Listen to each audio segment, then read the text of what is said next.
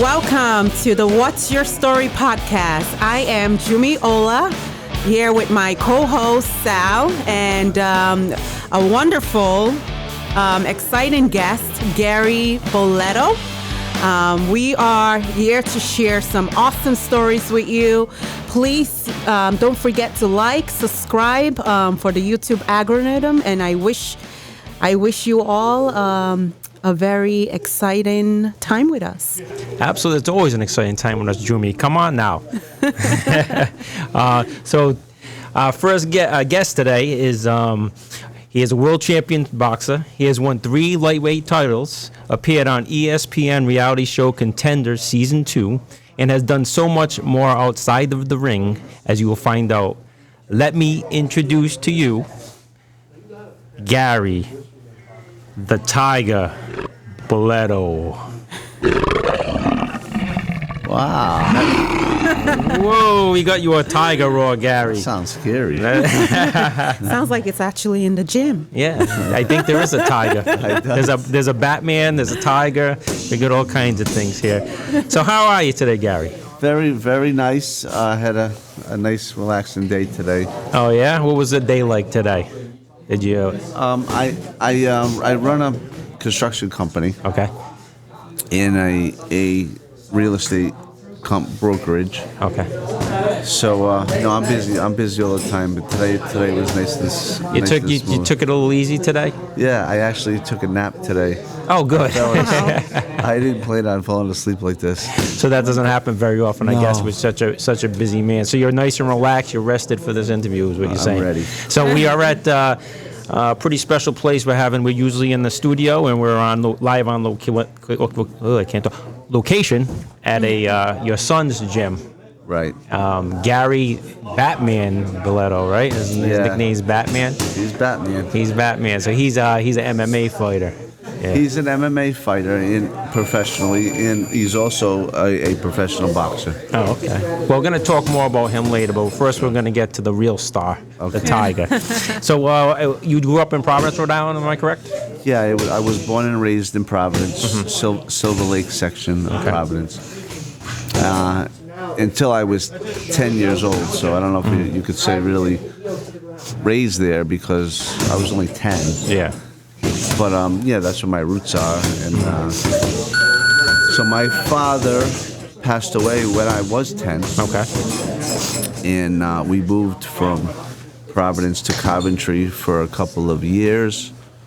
And then my mom bought this Kirby vacuum cleaner. Okay. The Kirbys. Yeah, I remember the Kirby's. Very good graphic. Yeah, vacuum so cleaners. at this time, if you bought a Kirby, you got a trip to Florida vacation. Really? So she bought the Kirby. She got the free trip to Florida, and she came home and she says, "Boys, we're moving to Florida." Wow, just like that. Wow. So that vacuum cleaner sale led into you moving to Florida. Yeah, That's that interesting. vacuum cleaner changed our life. Wow. Shout out to Kirby. The Kirby's still around? They still make Kirby's? I think. I believe so. I bought one when I first bought a house like 16 years ago, just because of that. And nice. I don't think we used it 3 times. But the good thing was it was bulletproof. So that was Indestructible. just what you need, a Does- bulletproof vacuum. Yeah.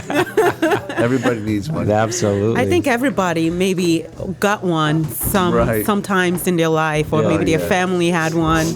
You know, it's great to just have those kind of luxuries or those things that you can just pass down to your family. I remember the sales kid was like trying to go through college, and this was his college fund. Oh, yeah. And he talked me in. I had to get it, because how was he going to go to college? You had to help him out. Yeah. You had to help him out. He guilted me right into it. Yeah, you must be a good salesperson. Absolutely. So you, at what age did you start boxing, and why did you how did you become interested? Yeah, so I actually didn't start boxing. I always knew it was in my genes. I knew my grandfather boxed in the military. All right. And I knew my father boxed amateur.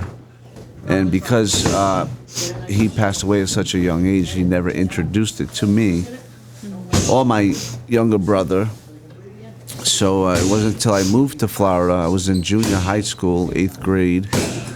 And I met a friend who was telling me he's going to this boxing gym that was, in our city. So I just thought I gotta go to this gym because it's something I just always felt like I was an athlete. I played every sport, and I just knew that's something I had to try, and I did. I ended up having 5 boxing matches as big junior Olympian, at that age. Is my phone ringing around? I think that's your phone. You told me it was off, guy. That's okay. You can answer if you want. You're on a podcast. No, I can't. That's all right. It's all good. But Thank you for the coffee, by the way. my pleasure. And Jumi, I'm sorry I didn't know you were coming. That's all right. She's trying to cut back on caffeine, I think, right? Yes. Okay. But I got you a candy. It's too late. Jumi, for I me got to you a drink candy coffee. bar with nuts in my pocket. Oh no! Yeah. Please no. Oh, yeah. That's our weakness. Yeah. Yeah. So you went to the boxing class, and you were I had 5 amateur matches, that year, and I won all 5, and 3 of the matches were 1-round knockouts, Oh. and I didn't even know what I was doing yet. So, since then, I was in high school at the time. After that, and I didn't really take boxing serious until I moved back home to Rhode Island after I graduated high school. And there was a gym my cousin was going to at the time, and I already had experience at this point. Still limited, I had the 5 matches, but I really only trained for like a year. Right. And So that's when it took off. So basically, that trip to Florida, the move to Florida, you might not even have gotten into boxing potentially. I think I probably would have just later. Just maybe. later, yeah. Yeah. Yeah, it was something that was, had to happen. It had to happen. It was just destined to be. Yeah. It was destined. The tiger was ready to pounce. So when you went to Florida, you just found a gym, and then you felt like you had community there, and then from there on, that opened up doors for you? Yeah, it was just the introduction to the gym, I think, what it was. And very nice trainer I met down there that ran this gym. He was retired. So he was just running a boxing gym. And you make a lot of interesting relationships, in the gym. My son Aiden just worked out at Edge Fitness the other night, and he says, "Dad, I cannot stand the kids in that gym. They're just punks. Yeah. Like the way they act, and it's so true. It's totally different. The atmosphere of a competitive gym compared to a weightlifting gym. Right. Because I think there's mutual respect. There is, and everybody's like there's no egos. Right. Like, in the gym like this. The atmosphere in this gym is just love. It's really special. You were mentioning that it's like a family. It really is. More of a family. It really is. Now, was there any boxers when you were younger that you inspired to be like? Maybe took a little bit of their style. Did you anybody? I can't say anybody in particular really, but I just knew my grandfather boxed with Rocky Marciano. Oh wow! So and Rocky Marciano was one of the greatest. One of the greatest of all time. Undefeated. Yeah. So that was the one person I always.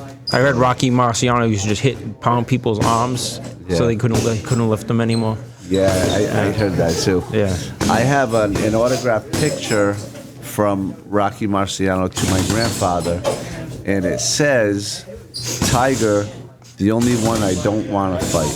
Wow. That is awesome. Wow. Is that hanging up in your office? It should be. It should be, right? But it's yeah, hopefully it's not sitting in a box in the basement somewhere, is it? I think it is. Oh, that's funny.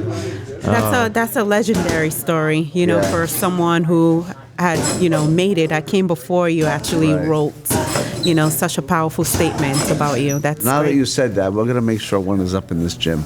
Oh, yeah. That's a special picture. Because you do have pictures from the Contender and all that. You might as well, right? Yeah, and it's like like you said, Jumi, he spoke like it into existence, right? Yeah. Yeah, right. That's pretty good. Yeah. Now, did you? At what point did your you or maybe your team realized that, hey, could be something special, maybe title contender or what? How long and when? Yeah, so I came home from Florida, and then I called Rhode Island home. Mm-hmm. I went to this gym called Rhode Island Boxing Gym in Warwick, and I met my trainer there, who's Kurt Reeder. Mm. He trained me my whole career, amateur and pro. And it was in October is when I came home. I went to the gym right away, and we trained for a couple of weeks, maybe three weeks. Mm-hmm. And my trainer says, the Golden Gloves are in January. He says, I think we can put you in the Golden Gloves. Wow! So he's that confident in you. He saw that in you that he that fast. Yeah, because normally you want to build up a record and get experience before you fight to a tournament like that. But so my first boxing match was in the semifinals of the Southern New England Golden Gloves, and it was at Foxwoods Casino. Wow, that's a pretty big venue for someone that young. My first amateur boxing match was at Foxwoods. Oh, it wasn't in a little gym somewhere. It was in the biggest casino in the United States, right? Yeah, so it was, that kind of set the stage. And I won that match, and then I advanced to the finals of the Southern New England Golden Gloves. Wow. And I scored a 40-second first round knockout in the finals. Wow, nice. So, from October to January, I think it was the first week of January. I only trained for 2 months, really. Oh. And now I was a Golden Glove champion, so I didn't really have any plans after that. Did that go to your head? Be honest. It probably did. Yeah. Mm-hmm. Probably did. Right. Being that young and 2 months in the game, yeah, I and was 18. I'm Golden Gloves champion. Yeah, and so after that, I didn't, I thought my career is over. I'm already the champ. Yeah. little did you know. Yeah. I didn't know where these advanced to, and how the tournaments worked, and where you go next. So I stuck around amateur boxing for only 2 years. Okay. After the Southern New England Golden Gloves, I fought in a few other matches. All my fights were pretty much tournaments. Amateurs are not like the pros where you your promoter picks your opponent and brings you along the right way. Right, yeah. Amateurs, you just fight whoever you got to fight. Right, whoever's in that tournament. And that's what I tell my kids. Don't worry about who you fight. And I didn't pick who I was fighting. You just fight. Yeah. And the biggest opponent yourself anyways, right? That's true. It usually is. So I ended up winning the Southern New England's. The following year, I broke my jaw while I was training, and it's very easy to break a jaw, right? Yeah. And all you have to do is open your mouth. Yeah, if your chin's not tucked, you're not ready for it, right? Yeah, so you keep your mouth shut. Yeah. And you kind of want to bite That's down. what people tell me, keep my mouth shut, but it's not while I'm boxing. It's not easy to do. No. You also have to breathe. Yeah, that's true, yeah. So. Yeah. You're going to say something? But it comes with experience, really. I think I took all my punishment in boxing in the beginning. Okay. All my concussions. I mean, once a week, I remember going home with a concussion. Wow. Getting nauseous and everything. Do you have any? Feel like you have any long-term side effects from the concussions, I had many, and I think I do. I think every boxer has some kind of brain damage for sure. But the following year I was training for this tournament again. So now the tournament advanced because first year was novice division. The second year, once you have 10 fights or once you win a title, you're automatically in open class division. And I was open class division my third fight because I won the title in my second fight. Right, yeah. So I was training for the Golden Gloves in 1995. I broke my jaw, so I missed that tournament. And then 96, I won the New England ABF tournament. I advanced to Lake Placid, New York for the regionals. I lost the finals of the regionals to the number one boxer in the country at the time. So my first loss was to the number one boxer in the country. How many rounds did it go? Wow. Do you remember? 3. Oh, 3. Oh, is it just a 3-round fight? So you lost the decision? I didn't lose a decision. They stopped it in the 3rd round. Oh, okay. With a bloody nose. Okay.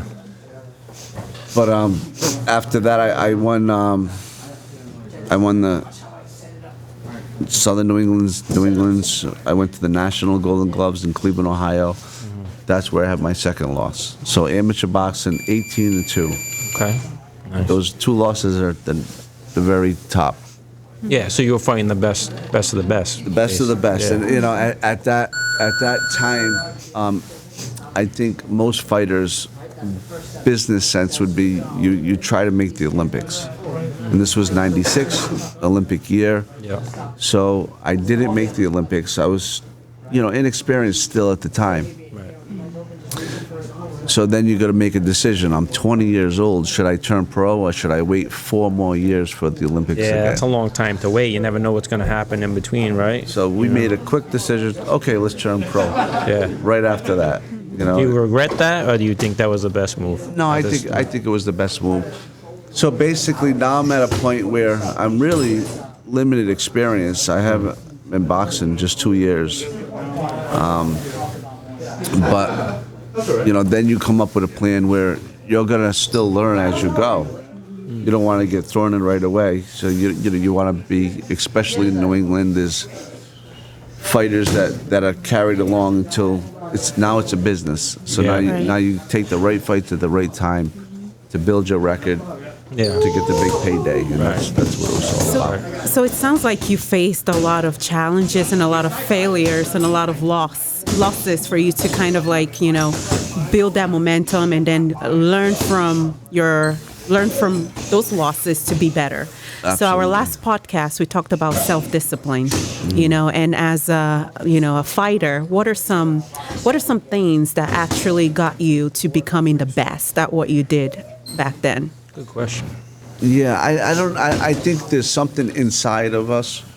Each person is different, and I had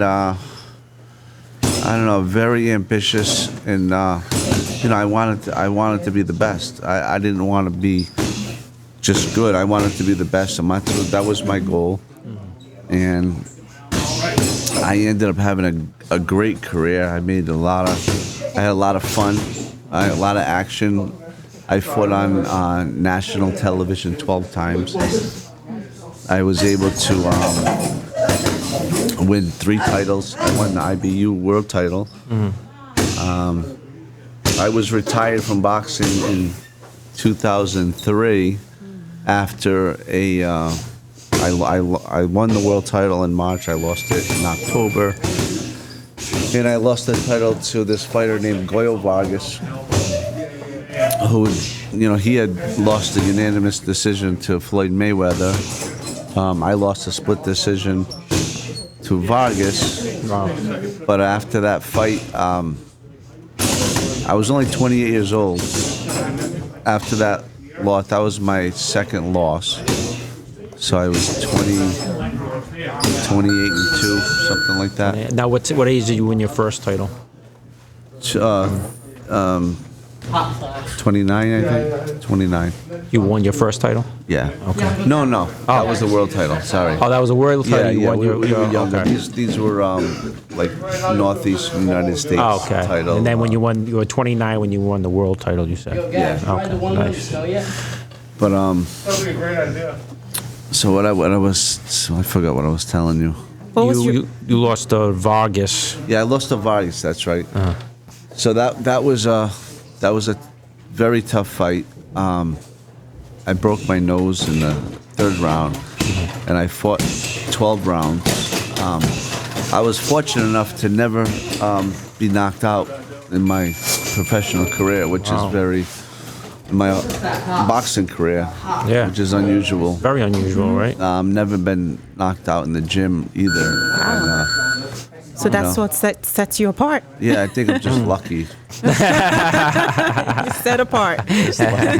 We'll call it, well, not skill. We'll call it skill. You kept your mouth shut, right?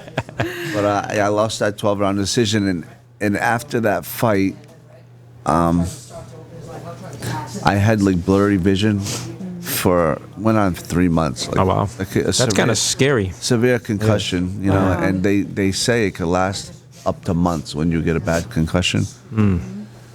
So I decided, my family and I at the time, you know, we're just gonna stop fighting. It's not worth it. I was already successful with my business. I didn't need to do boxing. It's just something that I just loved, and I made a great name for myself doing it. And so at that time, I retired.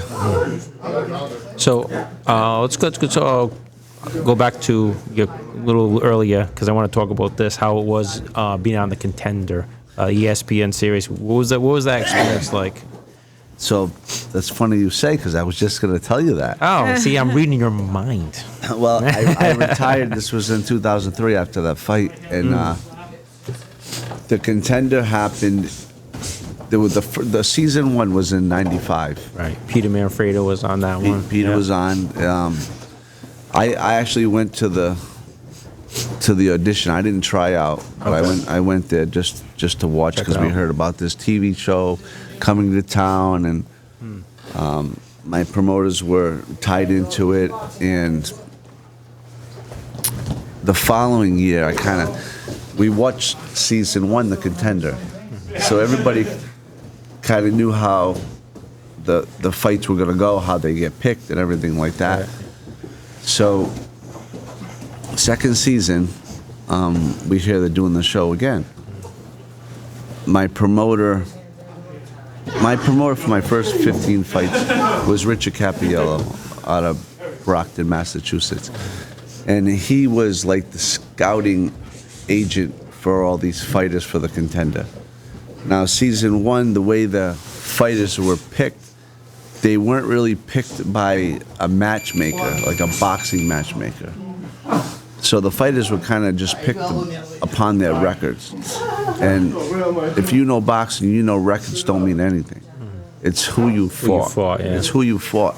So there was a lot of mismatches in season 1, which they edited and made it look like there were better matches than really were, because there was TV. I mean, Peter was on it a great year, because there was really, between him and the kid that won, were the only good fighters. His nickname was a snake or something. I forgot his name. I think they were the 2 best. Obviously, they were the 2 best fighters. Yeah. But a lot of the other fighters just had, good records. Young. Mm-hmm. When you're 5-0, 10-0, you really haven't fought anybody yet. No. So anyway, season 2, they actually brought in real matchmakers. Oh, okay. So we had a complete competitive fights. Like, everybody was good. So there wasn't much Everybody was good on season 2. All the fighters were kind of at the same level, So, we definitely had a tougher year, tougher break. And but I was called. This is a really funny and great story, just the Contender alone. So the way that I got picked, the way that I even auditioned for this TV show, it happened the night before. The night before, I called my first promoter, was Richard Cappiello, until I signed with Jimmy Birchfield. Right. He's been my promoter for the rest of my career. Wow. Really worked, because there was TV. Peter was on it a great year, because there was really, between him and the kid that won, were the only good fighters. His nickname was a snake or something. I forgot his name. I think they were the 2 best. Obviously, they were the 2 best fighters. Yeah.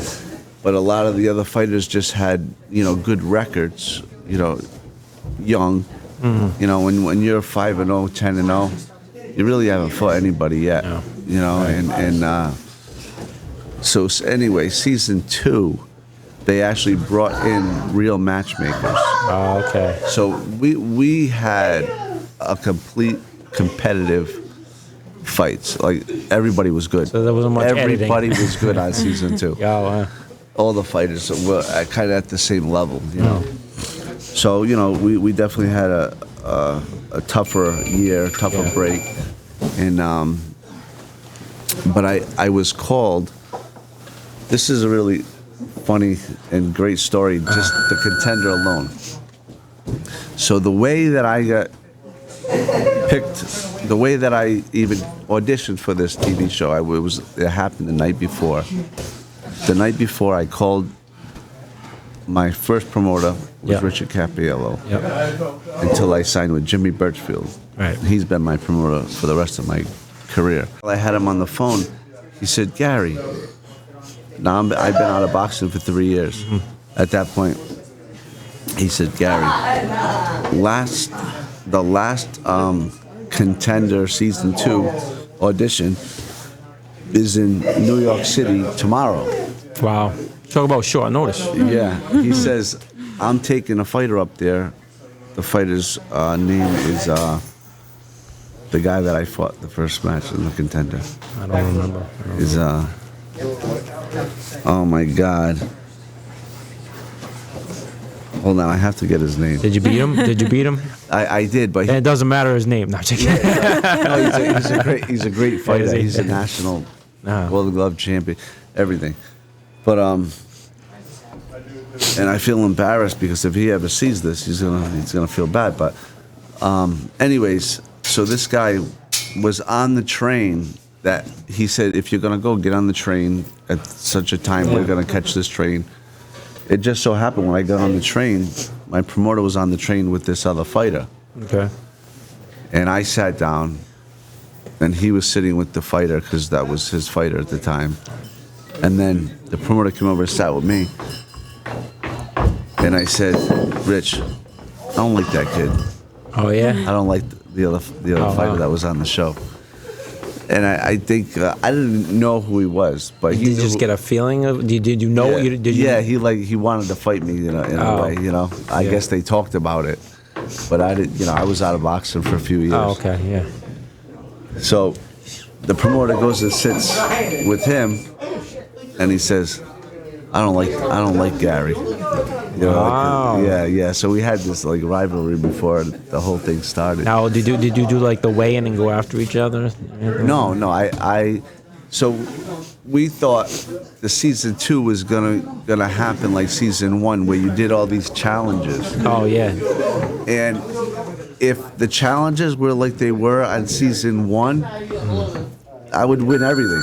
Yeah. I was the athlete. Yeah. I was a gymnast.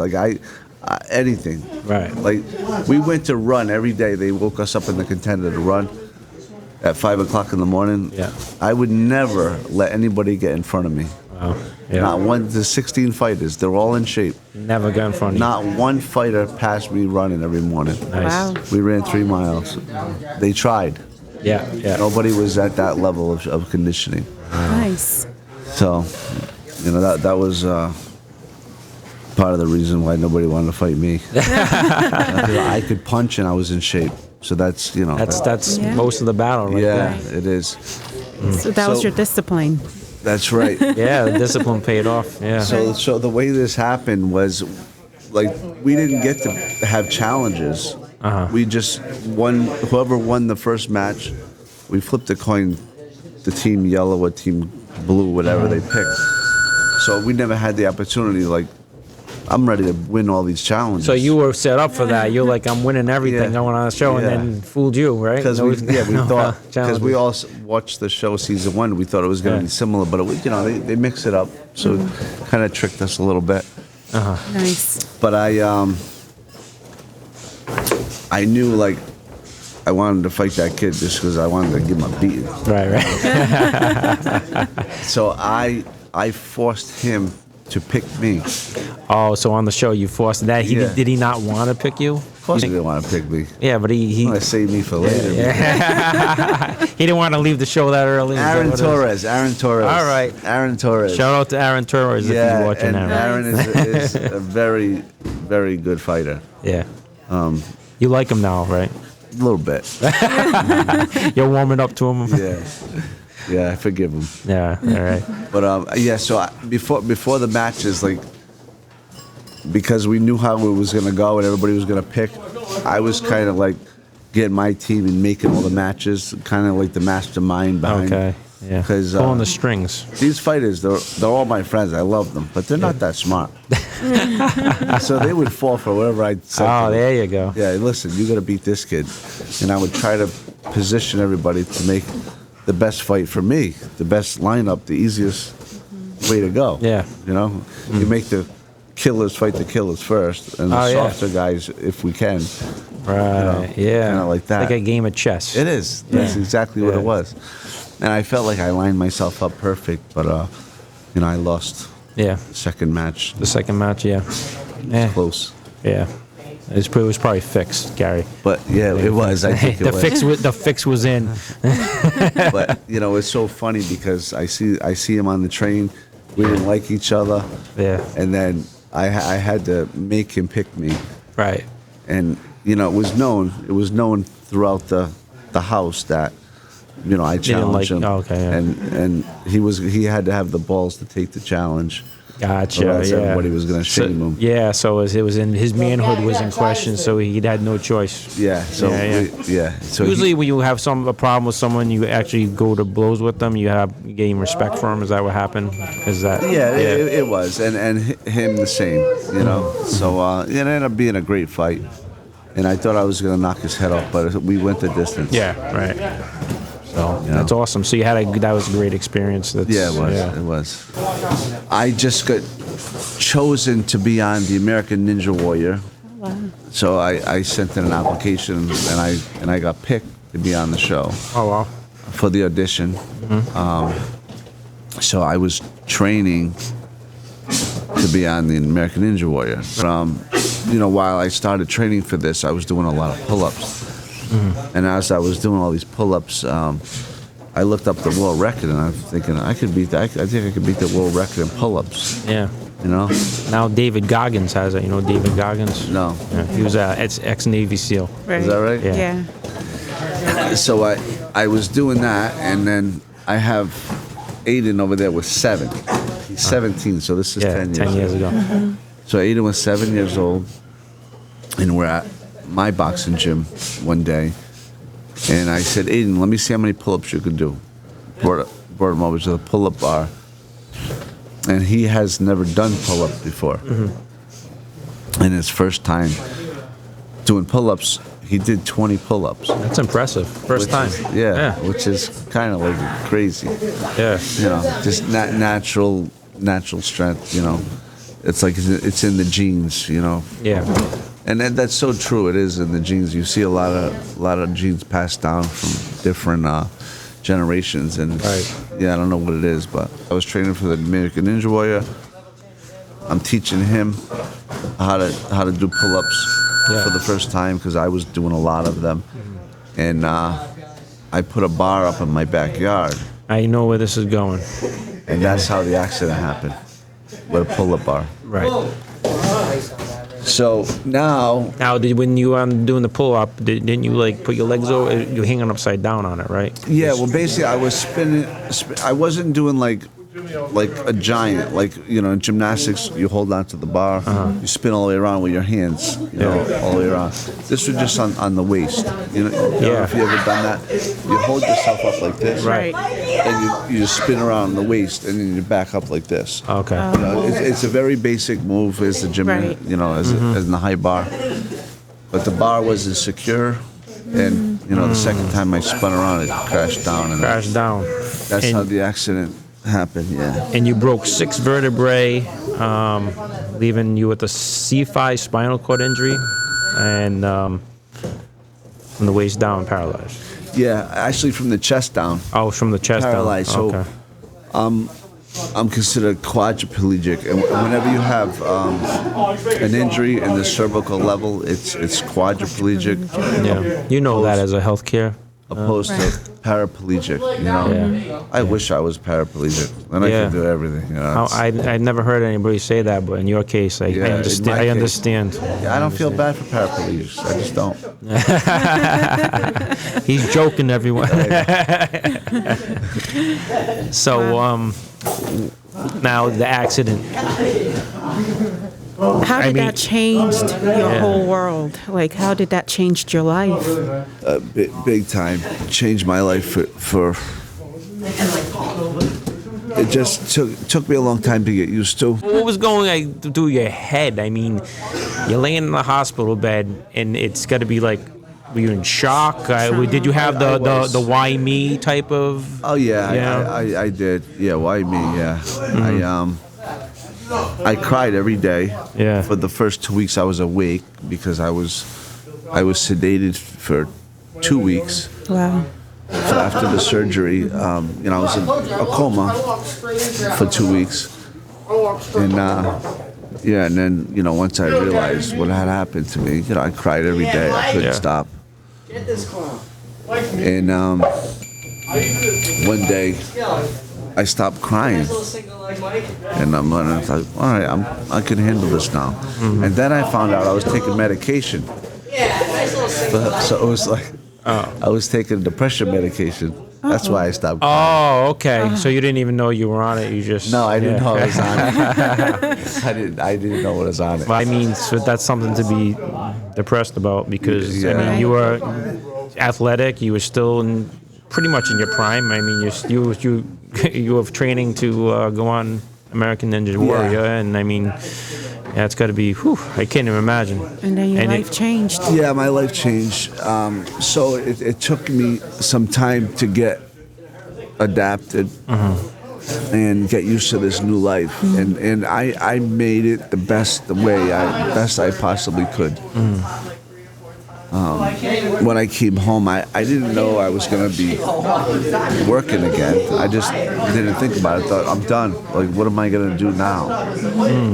How am I going to earn money? How am I going to support my family? And, I thought about all these things constantly, and I basically picked up where I left off with my business, and I realized I can still run my business. I'm still building, buying, developing real estate. I've actually been more successful after my injury than I was before my injury. I find that crazy, Jumi, because I've seen people, they got all their capabilities, and there's the excuses, or they don't do it for whatever reason. And then I've seen people who go through something like you, Gary, and they just take their life to a whole new level. And I don't know exactly why, but it's a lot of times it happens. I don't know what it is. You have any idea why? I don't either. I think I just focused. I didn't waste any more time, and I just focused on the things that were important and the things that were gonna be the best for my family, and we stuck with it, and the market definitely helped these last few years. Right. The market just shot up crazy, and I made a lot of money, and my real estate portfolio is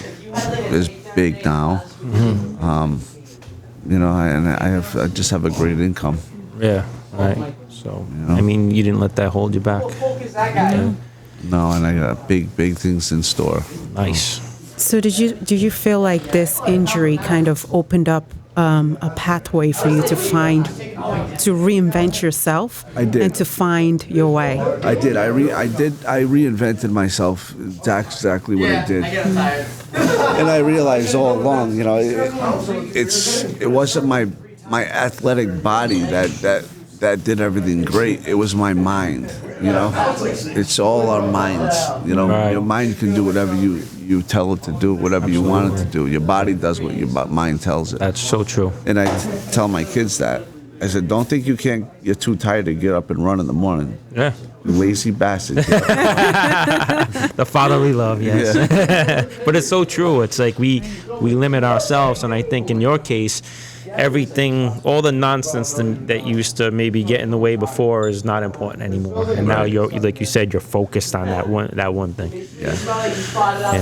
For sure. Absolutely. So in 2017, you started the Gary Tiger Balletto Foundation. Could you tell us about that? Yeah, I love to. So after my injury, just so you know, like the chain of events, like, and you'll know because you're in that industry. When you come home from an injury, the protocol is after you get released to go home, you're gonna have a physical therapist come to your house, a nurse come to your house. You know, you arrange that. A CNA come to your house and just help you with what you need to get you back on track and get you on a program or routine. So we had a physical therapist come in the beginning, occupational therapist, maybe help me do things to help me live life, basically, the basic necessity things. And in my mind, I'm thinking, my physical therapy is going to be some kind of training because I've been training my whole life, right? Yeah. Like this is not therapy. I'm like, this is easy. You'll be doing pull-ups. Yeah, I want to get stronger, you know. Yeah. So, you know, shortly after I had the therapy come to my house, you know, it was only a few weeks later. I went to outpatient therapy. I stuck there for a year. And after a year went by, pretty quickly, I was only 3 days a week at this therapy, and I did it like I was training for a fight. Yeah. You know? But I realized after that there's no cure for the spinal cord injury, no matter what, how hard you train, you can't fix the injury. Right. But I also learned that you still have to keep your body in shape and maintain what you have. Correct. And how am I going to do that if I can't go to a gym? Because these gyms are not set up for people that are paralyzed. Right. You know? And I'm like, this isn't right. This is, at the time, I thought about all these things.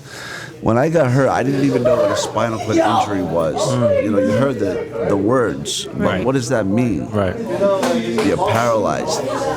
So when you're quadriplegic, you're affected in all four limbs. So I can move my arms. Right. So you see, there's a lot of things I can do. I make the injury, you know, look a lot better than it really should. Right. It is. Yeah. But you know, I don't have use of my fingers. But I just found ways to do certain things. Right. I have a car I drive myself. I have a chair that's like a robot.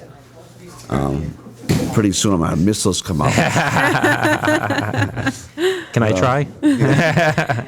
So now, how do you keep in shape? So you mentioned about the gyms not being handicap accessible. That's what I was getting at. So I called my YMCA that I've been going to for 15 years. I used to train them.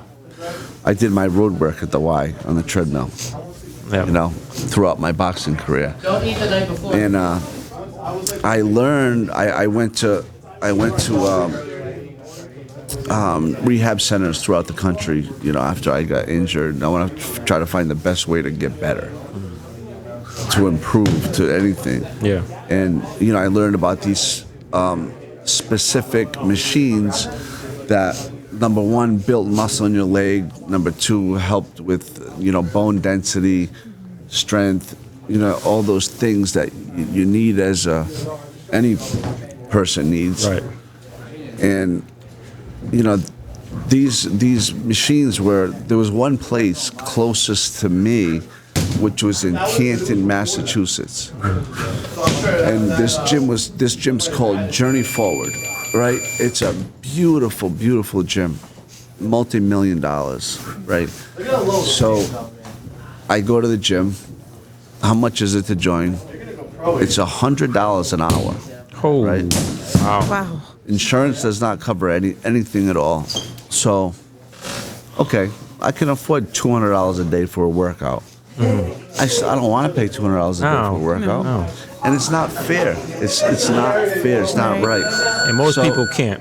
And they were telling me, oh, you know what you do? You just fundraise so you can go to our gym. So that's going to be my whole life, fundraising to go to the gym. GoFundMe's every year. What about these friends that I met that can't go to the gym? Right. It's not fair. What about the people that are on state insurance, that are on state health care, that don't have income, that just have, disability income? They're not allowed to use the gym. Right. And I was so angry at the time. So I decided to take this gym's best worker. Oh, wow. You recruited him, To huh? come work for me. Nice. And I built the gym in partnership with the Cranston YMCA. Oh, nice. So I took all the relevant equipment, the most economical equipment that they use there, everything that would be the best benefit for me, the one using it. I know what's going to be best for everybody else that needs it. Right. So I raised money for $250,000 worth of equipment. I put it all in the Cranston YMCA. That's awesome. Yeah. Bye, honey. We have 73 members that use that gym. Oh, it's incredible. Very good. Now, what is the, how much is it just having a YMC membership? So Or is it something more than that? it's just the cost of a YMCA membership. That's awesome. Which is fair. Wow. Which Yeah. is fair. That's good. And if you can't afford a YMCA membership, the Gary Balletto Foundation pays for the That's membership. great. Nice. That So is awesome. everybody's allowed to use the gym. Very good. Everybody's able to use the gym. So you turned your pain into purpose. Yes. Yeah, absolutely. And, now I, and I you're- have to tell you, it's one of the most fulfilling things I've ever done. Really is. Absolutely. So we're going to give you an applause for that because you deserve it. But that is awesome. And, that's great. Because how many people do you help out on a daily basis that were in that predicament? And then, Yeah, I had a family just, cried and told me, thank you for this priceless gift. Because there wasn't anything like this. Right. And I Years think ago. there has to be more awareness to it because, a lot of people kind of look at, the handicap or people in need. They just put them on the sidelines, Yeah. know, and Yeah. I I think agree. there has to be more development to Yeah. help support people that have injuries like, like yours or people who are sick and just need a little bit more assistance around I just agree. to help them with their daily activities. We have over 20,000 people with spinal cord injuries just in Rhode Island. Right. Over 5 million throughout the country. So this is something that's needed. This is something I wanted to duplicate or replicate throughout the country because not everybody has access to a gym that has an injury like mine. And not only by building this in the YMCA, you're building it into a gym where you feel equal, where it's Right. integrated with able-bodied people to work out. Like I go to my kids when they ever feel like going with me, but I could take my kids to the gym with me. Right. While I'm on my bike, they could Right. be on a bike or the treadmill next to me. They're exercising with me. that's great. Or my girlfriend, we're working out together. It's not like, I'd go to that other gym and it's secluded with all Right. paralyzed people and, Right. not that it's not a bad thing. That's but important, though, to No, you feel want- like yeah, you part of want- that, still feel like part of that want- community, right? Exactly, Yeah. right. And you're in your hometown. I know all the people in there. Right. It's different. And a gym is not just to stay in shape, it's a social environment too. And that's Right. also another important fact. And that's where I met Jumi at the gym. So Really? it goes to prove that point. Yeah, That it's is- a social atmosphere, It is. and It I is. think there has to be more like that, and just have it included Yeah. with just the regular norm. Yeah, it's just as important as physical, conditioning. You gotta, you need social interaction too. Absolutely. So you said about your kids coming to the gym. Let's talk a little bit about your children. You have 3 children: Gary, Haley, and Aiden. Let's talk about them. I know they're all talented. Who do you want to start off with? Well, Gary's the oldest. Gary's the oldest, so we'll start off. We'll work our way down to Aiden. So tell us the audience about Gary if they don't already know. Gary's just a natural born killer. Yeah, kind of like his dad. Yeah, Batman. He is. No, he's so gifted. Yeah. I explained to you about my career. His career is totally different because he has more experience than I've ever had. Oh, wow. My whole career. And how old is he? He's 27. He's in his prime. Gary could fight anybody in any like kind of fighting match. And I'm talking about MMA, obviously, for the main thing. But I can put Gary in with Conor McGregor, and I would put my money on Gary. Wow. That's the truth. And he just fought for a world title. I don't know if you I didn't know that. follow No. that. No. He just fought for the CES MMA, world. That was just a few weeks ago. That was a few, months ago. Okay. 4 or 5 months ago. But he fought. I can't think of the fighter's name, and I should know this. Did he beat him? No, so he lost. It was just one round, but Gary knocked the kid down the first round. It was a competitive, great match. Gary got hit with an elbow to the head. They stopped the fight. Caught him. Yeah. Yeah. Elbows do cut. Yeah. So now this kid, so MMA is different from boxing. Every business, you want to be lined up to be in the right place at the right time, and hopefully, you get lucky enough for that to happen. But Gary, what was I saying? This is boxing, by the way. This is what happened in my head when I forget a few things. Oh yeah, you were speaking That's what I about was that. talking Yeah. about. Every yeah. boxer has brain damage to some extent. Yeah. But so like I was saying, he has so much experience. The kid that he beat, everybody that wins this title has moved on to fight in the UFC. Wow. The UFC, there's only 600 fighters in the world that are at that level. Wow. And when I say that level, it's not even a level. It's just like you make it to that level. They kind of monopolize the whole thing because they're the only ones with the big pay. Yeah. And it's still not right. It's not fair. It's not sanctioned the right way. Dana White. That doesn't, just because you're a UFC world champion doesn't mean you're the best. Right. It just means you're the best in the UFC. In the UFC, right. Do they still have other leagues anymore? There are other leagues, and there's Bellator. Bellator, yeah. That's a big one. And believe it or not, CES right here in Rhode Island is number 3. Oh, I didn't know that. We're number 3, and I think it's number 3 because, just like UFC 250, whatever. Yeah. Jimmy's at 70 something. Like, he's not that far off. Yeah, he's catching up. And everybody that's won that world title has fought in the UFC. That tells you a lot. So now this kid that Gary just lost to, we tried to rematch right away. And obviously he does not want to do that rematch because he's already getting big paydays already. Right. He's defended, not defended, because once you fight for UFC, that world title is no more. Yeah. Now, does somebody else hold the title now? Is it vacant? Or? It's vacant. Okay. So Gary could fight for it again. We want a rematch with this kid Billy, but he won't do it because he's making his big paydays now, right? Yeah. Now he went on to win another title, and then he went on to win another fight in the UFC. So okay, nice. So he's right. It can just he's MMA right there. is different from boxing. You don't build your career and get that shot. You kind of. You get those world title shots. You could get numerous ones because you just have to keep going. His record's only 7-3, which sounds like it's not great, but it's been in with some of the best already. Right. It's not like you said. It's not about the record of who you fight. Yeah. Right. How about Haley? Haley's she's a singer, right? She's a singer. She's hasn't been practicing singing the last couple of years. I don't know why. She's focused on She does eyelashes. I call her eyelash installer. She says, that's not what it's called, Dad. Eyelash installer. It's not what it's called. Something sounds better than that. Yeah.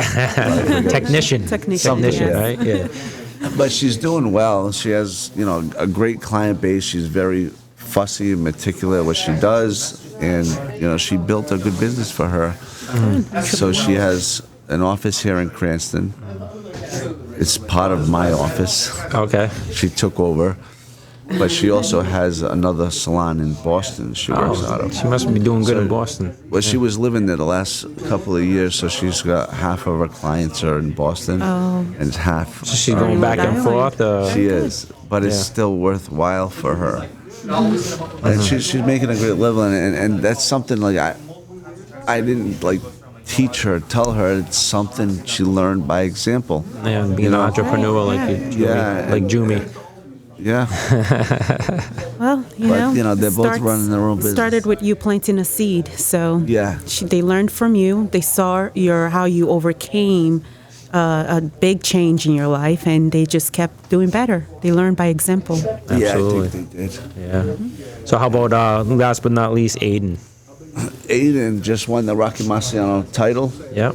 So now he's a new man. He's a new man. He wants new boxing gloves. Yeah. He's got a hole in his thumb. He's only been boxing for a year. He's the youngest. Wow. Yeah, maybe a little over a year now. But only four fights he has. Oh, really? And this title was a big deal. I'm sure. For him. So this title, I think I was fighting on television 17-0 with 17 knockouts before I got the recognition that my he's getting 17-year-old son got right now. Wow. I'm not kidding. Oh boy, he It's just passed the touch. And this is Passing it down. it's so crazy. So he's the talk of the town. So lately. does he have his championship belt with him, or does he carry it around like the wrestler on his thing? Or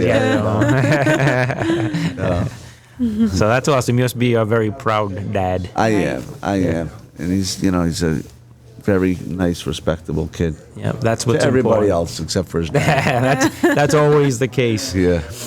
So let me ask you this: if you could describe your life, the whole, in 1 or 2 words, what would that be? I know it's could be too a little difficult, but what would you say? Your whole life, boxing career, the action after the action up until now. 1 or 2 words. Badass. Maybe that should be a new nickname. Go get rid of the Tiger and Gary Badass Balletto. Oh, that sounds good. Drop the mic right there. Now I might have a problem doing those sound effects for Badass. That might not be too tasteful. So last but not least, you've gone through it all. I know we all have our setbacks, our difficulties, and a lot of people aren't even close to yours, and you're very inspirational, your life. If you could tell our listeners, just give them some advice if they're going through some difficulties in life, some setbacks, what does the Tiger have to say? Well, we're all fighting a different fight in life. Everybody's fighting some kind of battle that we don't really know about. Mm-hmm, right. I do the best I can every day. I try to make each day the best we can make it. Right. And you have to enjoy each day because, sometimes you get in the work mode. I do anyway, and I'm just so focused on getting something done. Right. You don't stop and enjoy the time. Smell the roses, so to Right. speak. Yeah. I do with my children. They're all doing their own thing now. My oldest son has his own family now, and I'm like the pain in the ass dad. Listen, it's Sunday. I want to have Sunday dinner. Sunday dinner. Yeah. So I try to plan something nice every Sunday, at least once a week, where I can get the kids together. It's important. It doesn't always happen, but Right. like yesterday, I planned to go to La Salette, Nice. I booked a dinner reservation for 8 of us to go. That's great. For a dinner, which was right next to La Salette, so we see the lights. And I knew it was going to be cold and a little snowy and rainy. So I tried to put this beautiful thing together. And then 10 minutes before it's kind of shitty out. We don't really want to go do that. Plans I change. said, all right, well, whatever you guys want to do, we'll do something That's together. it. That's all that Yeah. matters, right? So then it was, now I have 3 of them, and they all just argue where we're going to eat. And they all pick something different. Yeah. It's the same thing every time. It's like, Yeah. it's what we fight about. Where we're gonna eat. But as long as you're I'm like, together, right? Just let me pick it and be happy. Yeah. I'm gonna pick the right place. Right. Absolutely. And my son doesn't want to leave like anywhere that's further than 10 minutes away from his house. Yeah. So he's good with Twin Oaks because he's we're in Cranston. Yeah, yeah. Right. But he doesn't want to go to Providence. My daughter wants to go to Los Andes. She wants to go to Los Andes is good. I thought you were gonna say pretty Boston. Yeah, she does all the time. Los Andes is a good restaurant. Right. Yeah, that's good. So I said, Gary, we'll go to Twin Oaks. That's fine. Yeah. You're the oldest. Oh, there you go. So he got to pick. Yeah. Right, Well, so- you get to pick this time, then Yeah. Haley, then he. So he picked Twin Oaks. He got to Twin Oaks before us. I went to the mall with the other 2. And we were meeting him in there. And then he said, there's a 40-minute wait. Now, Twin Oaks, if you know, they don't take reservations. No. No, but if you're Gary the Tiger Balletto, I think you can get Well, a seat pretty quick. usually- I don't know. Usually when I get in there, they Well, say, you bring your own seat. yeah, I don't need a seat. Yeah. But usually, it's not usually trouble. But Gary said there's a 40-minute wait. So he didn't want to wait. So he says, you guys just go. So, of course, my other kids didn't want to eat there. So Yeah. now it's, You're back to square one. yeah. So now we went to Los Andes, and he didn't make it. No. Oh. Better It luck. happens. Better luck next Yeah. time. But it's good that you still share this bond. You still keep a tight union between your kids. Yeah, You're pouring into them. They're learning from you. You just keep being that light in their life, Thank and you. it's good. It's good to always have Yeah, that I'm father annoying. figure. I'm annoying. All dads are, Yeah. and moms, for that matter. Well, Gary, we thank you so much for this interview. You're very inspirational. Your nickname, the Tiger, is accurate because Thanks. you don't give up. You keep moving. You keep going, and you don't let any of those obstacles get in your way. So you inspire me, and I know Thanks, everyone Sal. listening is going to be inspired as well. Yes. Appreciate it. Thank All you, right. Jimmy. Thank you. All right. Thank Well, you for being- we thank you, and we thank you for listening. Make sure you subscribe, like, comment, all that stuff, and we will see you next time on What's Your Story.